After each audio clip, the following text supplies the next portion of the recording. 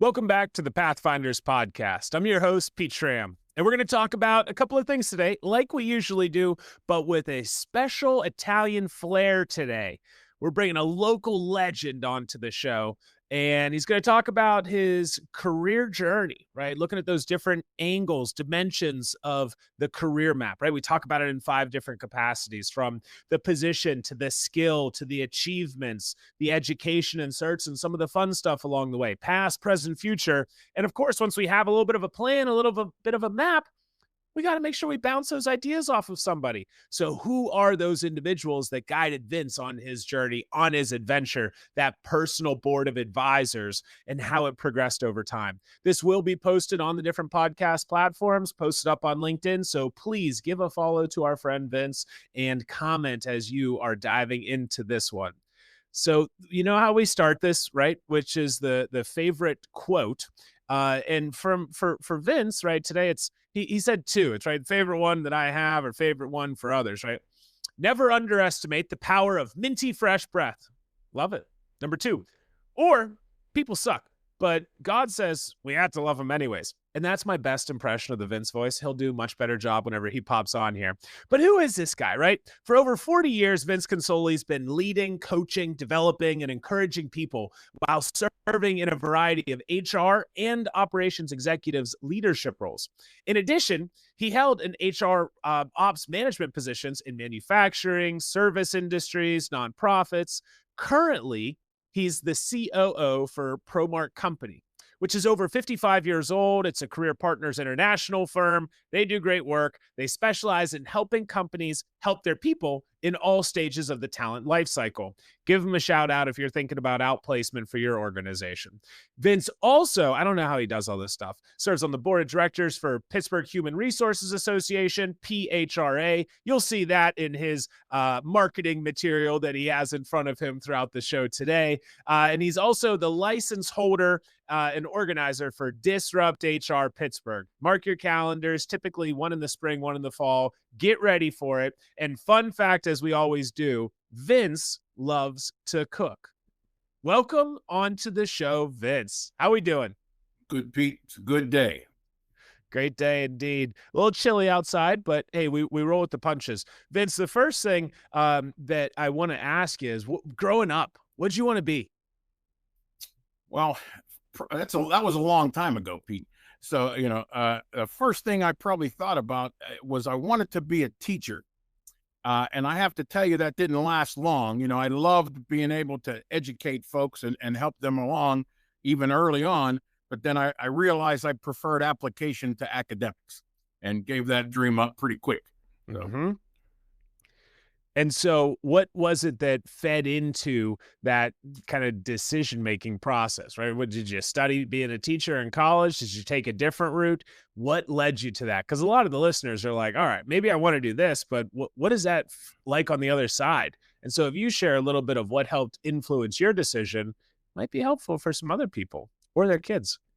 Yeah, well, there's always factors that influence a decision, and they're never things you think about. So your childhood dreams are just that, the things that you think would be cool. I had a great teacher growing up, several of them. And I said, well, this would be great. How they influenced my life. I thought this would be a good thing to do. And then I started to realize some other things, kind of like, they don't really get to do what they want to do necessarily. They have to do what somebody else tells them to do, which I didn't like. I'm more of an entrepreneurial spirit. And then other things come to play, like money. At the time, they weren't making a whole lot of money. I could make a lot more money somewhere else. And so as I was going through high school and college, and then, I knew that wasn't going to be where I ended up. Although training and development of others has been a big part of my career for 42 years. Yeah. So it's still there. The desire is still there. It's just the path in which I execute that desire was different than what I thought it would be. And I think you do a lot of teaching in the work that you do at ProMark, that throughout PHRA. I know whenever I'm going through training for Disrupt HR, right, you take each of the speakers under your wing and say, hey, let's take what you have, take what you're working on, and let's make it better. So truly walking the walk, talking the talk. So then thinking about the things, you finish up high school, what was the next step of the journey for you? What made the most sense? Well, you talk about folks who influence you. I had an interesting life. I started out at 9 years old. My mother died. So, Mhm. back in those days, there weren't a lot of divorce and a lot of one, single parent families, but we were one. Yeah. Father dedicated the rest of his life, which was only 10 more years, to taking care of his kids and things like that. Um, so when I was graduating high school, I always had good grades. Right. I liked school. I liked the people part of school. And that wasn't the issue, but I just could not see myself in college. Yeah. So decided I wasn't going to go. Well, I had a biology teacher, which absolutely had nothing to do with my career. I mean, but she was just a good friend, a biology teacher who went, freaking crazy, to think that I wouldn't even think about going to college. And, she beat the crap out of me mentally until I figured out, okay, maybe I should go to college. Yeah. I got college probably 6 months later than I should have, but I still got in because, like I said, I had pretty good grades. And I was on my way to college, even though, and it was kind of funny, you look at life in my generation anyway, many of the parents of my generation didn't go to college. My Right. father was a graduate of Colgate University. I mean, Yeah. he was an Ivy League school guy. So he, but he never pushed. He always wanted to make sure we did what we wanted. But it was one of my teachers who said, you need to go to college. And I never regretted listening to her and paying attention. So, but I wasn't sure what I was going to do in those days. So I went in, decided I was going to do business because that was as general as it could be. Yeah. Right. Back in those days, turned out it was great. I ended up using my education for a change. Well, that's one of the things that we ask about is, you go through those, 3, 4, 5, 7 years for some people, while you're just 4 for me. Actually, it was 3.5. Yeah, 3.5, but I kept the other half a year just to kind of enjoy myself. So there we go. But we ask, you put a lot of tools into your toolbox, but which of the tools stayed in your toolbox? So things you learned in the classroom, out of the classroom, about yourself, and maybe figured out, hey, these are some of the things that I like and some of the things I don't like in that process. Yeah, well, academics was not a big thing for me. When we're talking theory, and that just wasn't. I mean, my question in every class was, so what can I do with that? Right. Or how do you apply that to your life? And that's been my thought process from then on. Actually, it started in high school, but I always wanted to know the application part of it. The theory is important. I don't discount that for all the academicians out there. I'm not saying it's bad, but for me, education, academics in any way, shape is of no value unless I can use it to help somebody. Yep. And helping people and moving the ball forward. Right. Okay, so we finish up there, and then where'd you decide to take your talents? I'm guessing you didn't go into a full-time teaching role formally as the first step just yet. Who knows? I did not. So when I was in when I was in college, in the summers, I worked at U.S. Steel. Yeah. At the Irvin plant. That was a long time. I'm not even sure they still exist anymore, but I worked there. And so that was, pretty much on my, it was all that was on my resume. Back in those days, we didn't try to manufacture a resume. It was, I had school. I worked at I worked at U.S. Steel. So I took a position at LTV Steel in their management training program. Yeah. So I went so it was operations management. Turns out they hired 80 people in the summer that I got hired there. And by the next summer, 79 of those 80 people were gone. I was the only one they picked. And I had moved I was a year-long training program, and it lasted for me 3 months, and I got a position 3 months after that. And a year and a half after that, I became a general supervisor. Whoa. Okay. Talk about education. So I'm in charge of 15 supervisors and 150 United Steelworkers of America. And most every one of the people that reported to me had children older than me. Yep. So, Yeah. Hey, if it was somebody else, I'd be a little worried. But knowing what I know about you, Vince, I don't think it'd be an issue. And what a remarkable opportunity, right? You're in your early to mid 20s at this point in time. Yeah. And did you think that you wanted to get into leadership? Yeah, it just was. Okay. Even in high school and college, anytime a group was formed and something was supposed to happen, I kind of naturally became the spokesperson or the head of the group. I mean, that just kind of I didn't, I don't necessarily believe that all leaders, you're born that way. I believe you can educate it, but if you are born that way, then your job is to polish that up a little bit so you can, be better at what it is. That was just a natural thing for me. I didn't even think about it. It just, when there was something happen and who wants to do this, step up and go, step up and go. That's how I did that my whole career, even if I didn't know what I was doing. I kind of kept going. So we'll talk a little bit about some of the people that guided you along the way and supported you, right? That personal board of advisors. But first, I want to talk a little bit more about, all right, so internship in the steel industry, first role is in there, union environment. Okay. Yep. At what point did you start piecing together a little bit of a plan, saying, all right, I want to get to this point, 30, 40 years from now, and how do I work my way backwards from that? Sometimes people say, I never put together a plan. Or were you doing more of a bottoms up saying, okay, I'm here and then I'd like to try and do this and I'd like to try and do this. And it's not necessarily just the job position, the job title, but maybe it was experiences, responsibility, things that you wanted to achieve. Did you ever put some kind of a map like that together, Vince? I'm sorry. No, I didn't. Yeah, hey, most people say no. Yeah, no, in my day, it was keep your head down and keep going. And I just took every opportunity that came to me. How I got into the HR roles and people roles. LTV Steel used to be J&L Steel. It was bought by LTV. They moved the headquarters while I was there. They moved the headquarters from Pittsburgh to Cleveland. Okay, and then they closed down most of the plant except for the coke plant, the metallurgical coke plant where I work. And so they took away all of the training people, all the development people, all the HR people, all gone, went to Cleveland. Yep. So a couple of years before I left the organization, they needed to hire and train some people. Mm-hmm. So they brought the 5 general supervisors together. There was only 5 of us, and we kind of ran the plant except, on a shift basis, 24/7. Yeah. And they said, we need help for somebody to hire some people and get them trained. And then all the other 4 of them looked at me and said, let the college boy do it. Cause I was the only one with a college education. And and like I said, my philosophy back in them days was, yep, happy to help. Turns out I was really good at it.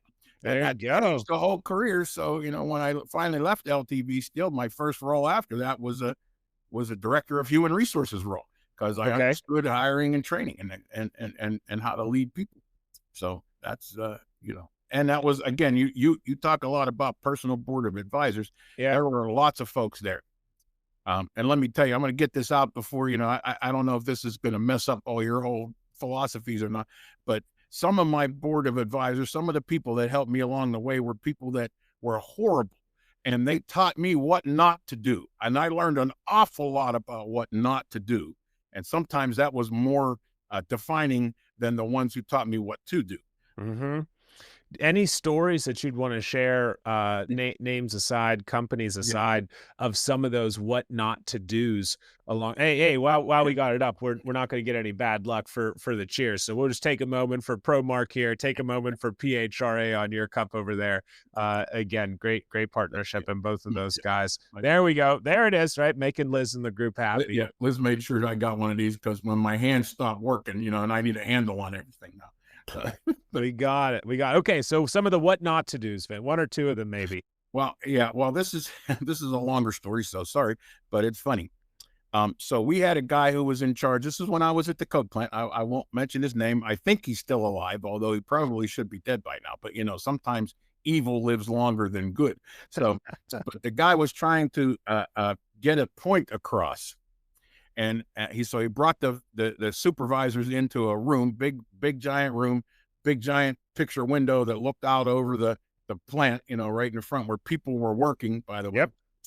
So decided that the folks there, our crews weren't cleaning doors as they should. In a coke oven, the doors keep the smoke from being escaping. And if they're not cleaned properly, smoke will come out, and that we violate at that time, Allegheny County Health Rules. Anyhow, so he decided we weren't cleaning well enough. So he got, I don't know if you remember these, I haven't seen one in years, but they were galvanized steel, big giant galvanized steel garbage cans.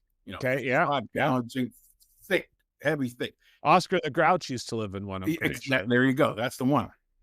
He dumped all the garbage out, put it in front of all of us, and took a mattock, and he started beating the crap out of this garbage can to show us, just like to be dramatic and show us how we were supposed to teach our people to use this mattock. And when he was finished, he took this beat up garbage can and threw it through the picture window in the office there. Glass was everywhere. 6 people ended up in the dispensary, and that was his way of getting his message across. So, you're saying that that's not how you operate as the COO of ProMark? No. Okay, got it. All right. It didn't work. Are safe. Trash cans are safe. Got it. Yeah, it didn't work back then. It certainly isn't going to work now. But it was good. This guy believed, and again, I jokingly tell people, back in those days, most people were practicing MBO, management by objectives. Mm-hmm. We practiced MBI, management by intimidation. That's how it was supposed to be. You know what I'm saying? So again, being a young guy, 6 feet tall, 260 pounds back in those days, mostly muscle. That was before gravity took this and put it down here, so, but yeah, so that's what we did. I mean, that's how we were to control our people. And I just looked at that back then and said, no, that's not going to work and not going to work now. And I treated our people differently. I spoke to them like they were human beings. I worked with them and helped them. And my crews were always the best at what we did. Yep.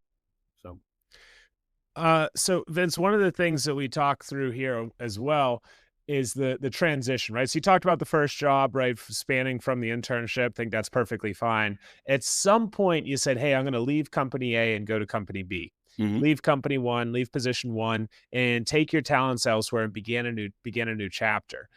Sometimes we're pushed, and we're looking for something else. Sometimes we're pulled, and sometimes it just happens. So, advice and kind of what was going through your mind as you're making that. Maybe you got a trash can thrown at you, and that said, "Hey, okay, got it, heard loud and clear, felt loud and clear." Well, I think all 3 of those things happened to me. Yeah. Mm-hmm. So first thing was the company was closing the plant, right, and they were moving somewhere between 5 and 10 people out of 5,000 people to Cleveland. I was one of them. I would have had a job in Cleveland. Yeah. I would have had a job in Cleveland, but I was born and raised in Pittsburgh. And the last place I ever wanted to be was in Cleveland. Right. Sorry for your Cleveland people, but I didn't want to be there. And I was being drawn into something. I had, a guy I knew from church, yep, who was trying to grow his company, and he realized that he was terrible at people. And he figured the only way he was going to grow his company was to have someone who was good with people. Yeah. And so he talked to me about that. So, and then it kind of just happened. So it was one of those things. He was thinking about it. I was thinking about something. And then one day, we started to talk, and he goes, we need to talk about this. And we spent 2 months back and forth, probably every week, every other week for 2 months, talking about, what he needed, and talking about what I could provide. And then I left the company, went to work for him. We grew that company 5 times its size in a couple of years. So that was, and what industry was that, Vince? Telecommunications. Okay. And what did you learn? And did you find any other board members in those 5 years of growth over there? 5 years, 5X'd. You got to have another. Maybe there's 5 people that you can think of. Yeah, there were several people, but one in particular, the CEO of the company. He was terrible with people. No lie. I mean, when I first got there, he was complaining because he didn't want to discuss. I was trying to put together a policy manual, which they didn't have back at all. And he said, well, we don't need bereavement leave in there. I said, well, what do you mean? He goes, why would someone need to be off to go to a funeral? Their loved one's already dead. So yeah, that's what I was dealing with. But what he did teach me was this, because I always had an operations background, and now I'm in HR, which is different. the main thing he taught me was, he said, Vince, if you're talking to me or any other COO, CEO, anybody like that, and you want a project done where they're going to have to spend money, you need to understand numbers. If you can't present a case, you can walk into my office. You can walk into my office, he said, and you can tell me we need this because it's going to help the people. I don't care. He goes, I'm here to make money. That's my job.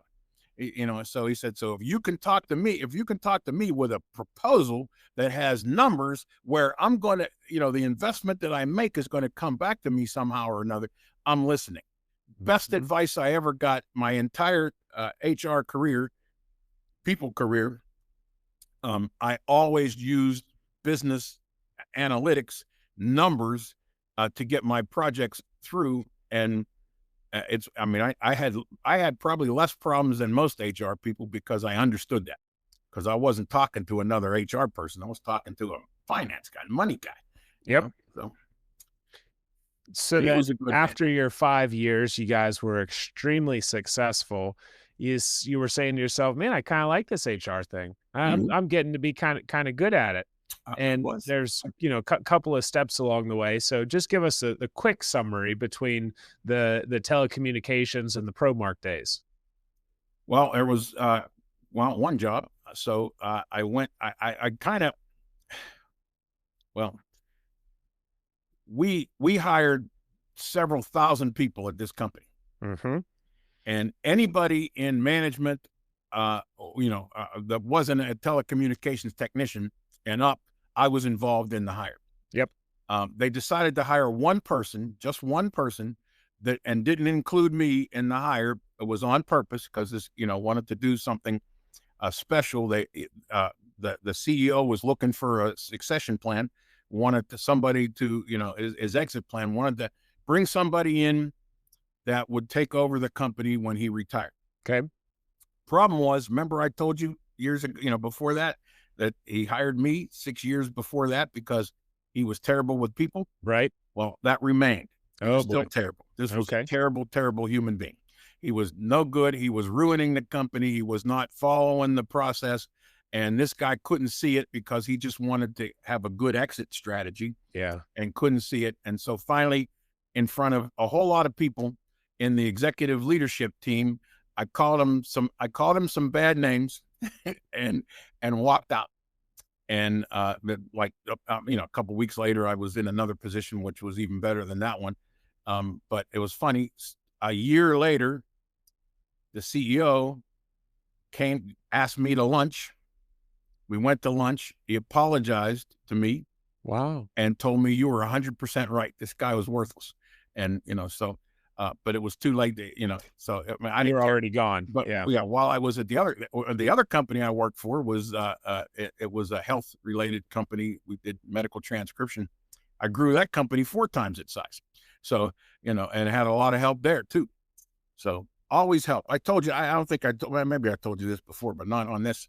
When I was a young man, starting my career, I was what was referred to as a rugged individualist. In other words, I thought I could do everything on my own. Work hard, stay strong, do it all yourself because you couldn't trust anybody.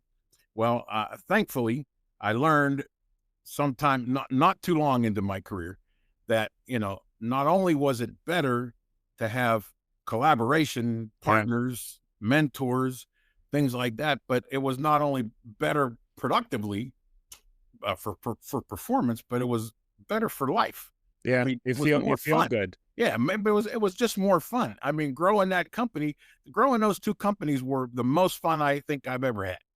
I just I loved it because we had great teamwork, great cooperation within the company, and by this time now I'm becoming more of a mentor than having one. You know what I mean? Probably both. Yeah, you're swinging both ways at this point, where it's up, down, side to side, and you say, "Hey, I'm in sponge mode. I've soaked up a lot of goodness, but now I need to be able to pay it forward, right, and give back." Okay, so Vince, before we get into the ProMark piece, talk to us a little bit about why you got involved with PHRA.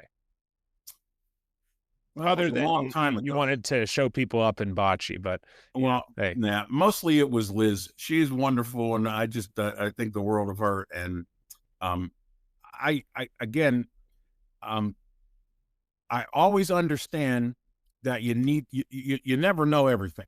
right, All right, this was a good place to pick up some things.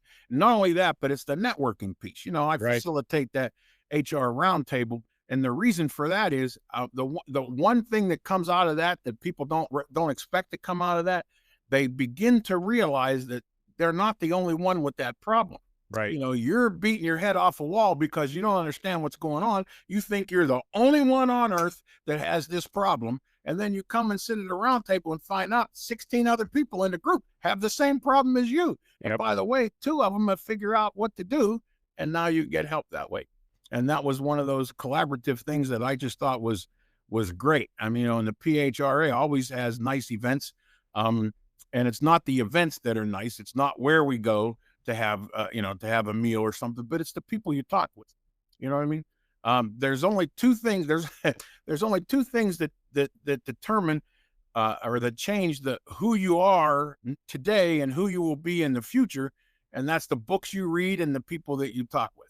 Yeah. And so I'm a big people I talk with guy, and I lean more to that. But that's what Do you have some changes books me. that you recommend as you're going through? Of course, you'd say Pathfinders. I thank you very much. To beyond that, I appreciate that, Vince. To beyond that You one. a nice man. Well, my number one book to read is the Bible. Yeah. I'm sorry. That's the perfect guide to leadership, to interpersonal relationships, and mental and emotional health. I start there every day, and I don't usually get much beyond there. There are so many books, and I'm very cautious about this. Yeah. I used to have a CEO when we did the medical transcription industry. Good guy, very helpful. But this was a guy who loved to read books when he'd go on vacation. Yeah. And every time he'd come home from vacation, he was changing the whole organization because of the book he read. I'm like, no, What you should have been doing, you should have been writing certain books that got into his suitcase so that whatever you wanted the company to be doing is whatever he was reading about. And he comes back, he says, we should do this. You say, and like, you mean in this and this? And he's like, yes, exactly. That's what's in the book. So next time around, we'll be able to. Yes. Well, I'm the one who had to talk him off a ledge most of the time when he'd come back and say, Yeah. Have you ever heard the phrase slot machine manager? Oh, yeah. Mm-hmm. Yeah. So this was him. It'd read a book every 3 months. It'd read a book and put anher coin in and pull the handle, and we'd change the organization. Oh, boy. But don't get me wrong, he was good at it. I'm not going to lie. He would do that, and it would drive some people crazy, but we were very successful. And that was probably the most fun I ever had at a job. Yeah. We did some crazy things there. It was very entrepreneurial, and that's the most fun that I had. Okay. Now, at some point, well, go ahead. No, I was you were asking about steps, and we're still continuing. I had one more step in between there and ProMark. Keep stepping. Keep on stepping. So I decided to leave that company mostly because they were bought by another company and they didn't want me. So, they told me in October that we would make the move in December. Sorry, they don't want you. They don't want that. They didn't want to have, most of our leadership team, they didn't want. The new company was a lot bigger than our company. So I decided at that point in time I was going to start my own business. Oh, okay. Yeah, no, not okay. I loved doing the work, but I hated doing the sales part of it. That just wasn't my thing. So, and by the way, it was January 1st, 2008. So, great time. Yeah. Great time. Yeah. Yeah. So that didn't last really long. But anyway, so then I went to work briefly, about 2 years, I think, for a small organization that was a transportation company, and they were growing, and I helped them grow a little bit. We doubled the size of that company for a little while.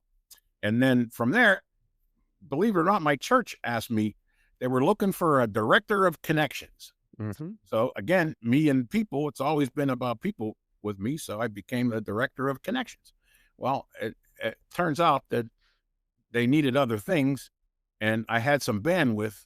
So, 5 years later, I was turning 60 and working 90-hour weeks. Whew. I just said, nah, there's got to be something else. And then that's when, Bill Harmon was starting when he purchased this company, and that's how I got here. I worked with him at the church, and he knew my work ethic, and he knew how I was with people, and so we started this company, and we've been growing it ever since. Yeah. So tell me, what's ProMark do? ProMark, well, there's a lot of things we say. It's a human capital management consulting organization, which nobody understands. So then we go to the next level. We do executive coaching and leadership development and strategic people advisory and outplacement, career transition. And most of the people we talk to, they don't do that. They don't understand that either.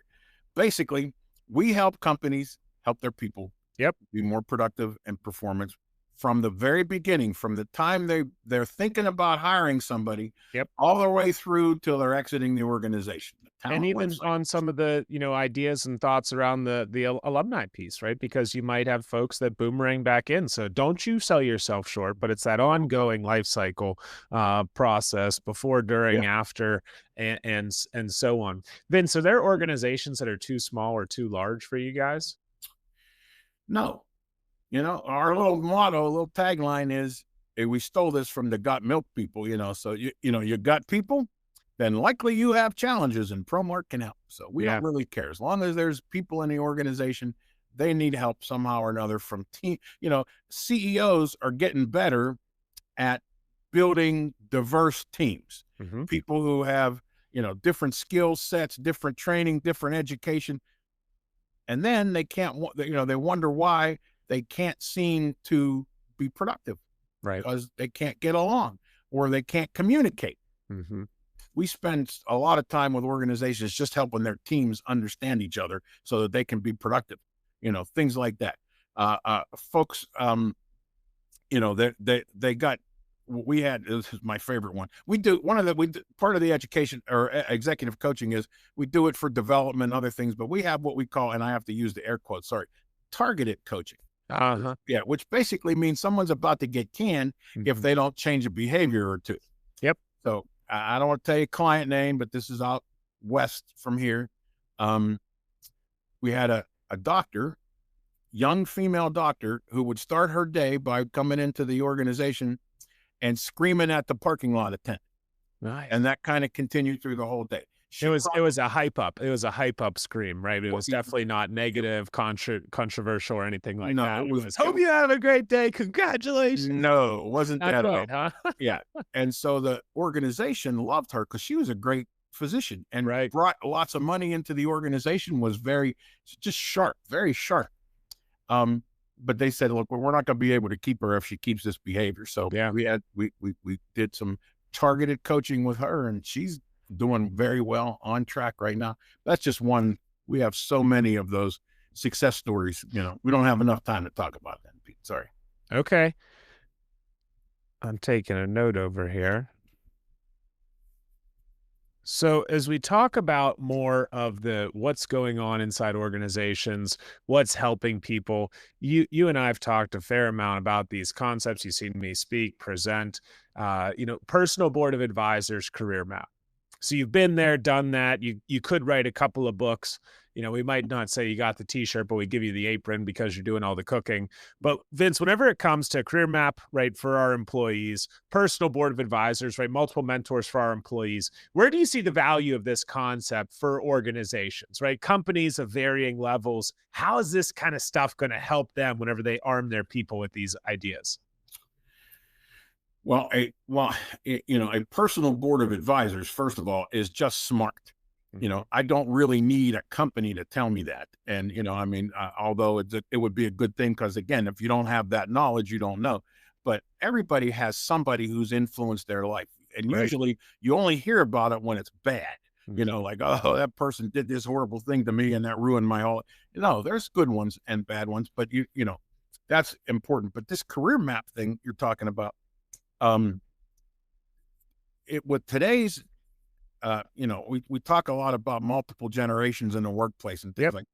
People my age are not looking at a career map right now. My career map basically says stay alive, long enough to finish what I'm trying to do here. But the folks that are coming into the workplace now, from the millennials on down, we're coaching our clients to do career maps, to have some before they're even hired. Yep. Folks are not coming on board unless they can see where they're going. Yep. And by the way, it's very clear to us they don't know naturally. It's not a natural thing. They may have, what word did you use? Aspirations. Yeah. They may have aspirations, but they have no clue how to get from here to there. So, helping them prepare a map can guide somebody, then it's not just chance, a lot of folks in my generation, it was, whatever came up, we just took advantage of it and went. But it'd be nice to have a map. Now, don't get me wrong. There's going to be deviations to your of career course, because things change, and by the way, they're not always bad. You know what I mean? If, you believe like I do that, God's in control of this, well, things are going to change and they may be for the good, but you can't see it today,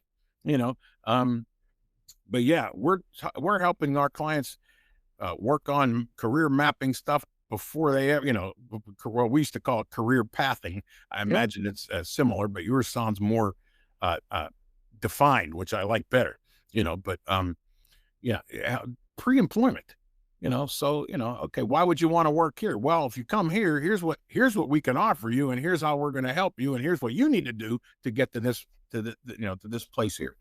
So, and one of the fun things, right? Some of the people that use Latitude are able to actually show, hey, don't just take my word for it whenever it comes to that career map piece. Let me show you career maps of others, and let's look at the paths. You're coming into a level 2 engineer position, for example. Look at this person. He's now the CTO, was a level 2 engineer. Look at this person, senior manager of engineering, was a level 2 engineer. Look at this person. They're a level 7 engineer. They were a level 2 engineer. So you can go a couple of different directions. And that's whenever it really brings it together, solidifies it, makes it more realistic. Vince, I'm going to get ready to do a quick summary here. Any closing point that you'd want to share with the group and the audience?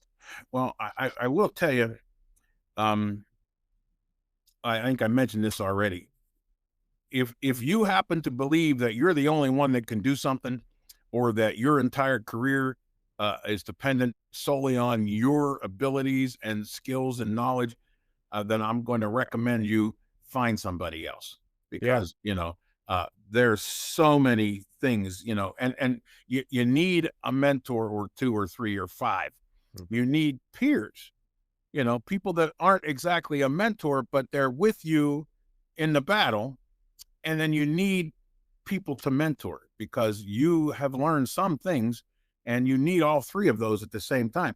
And you need role models, you need advisors, friends, family. There's a lot of folks you can go to do this, but the rugged individualist philosophy and, just isn't going to get you too far, So back in my day, you don't remember, back in my day, there was always the man on the street interviews, back when they had microphones, and they'd stick a microphone in your face. Hey, they're coming back, by the way. Is it coming back? Oh, yeah. So they would talk to some business mogul, some guy who made lots of money and did something. And Mr. Millionaire, what's the secret to your success? And they'd stick the microphone in, and he goes, and they always say, I surround myself with good people. Right. That theory and philosophy has not changed over the years. The ones that surround themselves with good people are the ones that are successful, whether that's personally, privately, or corporately, however you want to do it. You surround yourself with good people, it's going to have a positive impact on you and everything you do. Amen to that. Well, Vince, I'm going to do a quick recap here. So the boss of bocce and bourbon, Vince Consoli, he truly is and has been a 1 in 1,000. We heard that from some of his stories. He's a yes man with a can-do attitude. Italian roots, hailing from Pittsburgh, and they tried to pull him away, but he said, that's not for me. Wanted to be a teacher. You shared how this was influenced, and really dove in and said, hey, mom passed it when I was 9, and that was a big piece of my, what ended up being a 42-year career. A lot influenced by your biology teacher. And the question, to college or not to college? But you said yes. Business focus with an emphasis on education with real world applications. You took your talents to LTV Steel, operations, leadership, and management. Somehow you convinced everybody else in your hiring class to leave, but you stayed there. And about a year and a half in, leading more than 150 people, mostly with kids older than you. No career map in those days. The mantra was heads down and ears and eyes open and see what can go and happen from here. You made a great point about the learning from phonies on the board and what not to do. The adage of trash cans and windows and Maddox. Oh my.